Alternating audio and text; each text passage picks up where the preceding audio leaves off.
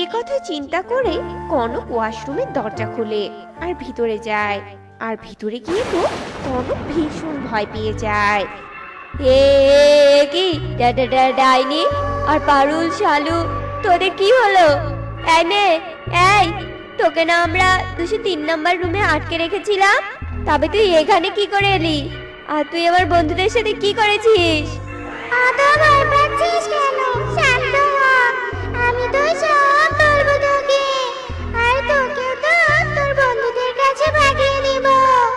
তোরা যেভাবে আমাকে দেয়ালে ঠেকিয়ে আঘাত করেছিলি, আমিও ঠিক সেভাবেই তোর দুই বন্ধুকে দেয়ালে আঘাত করে মেরেছি।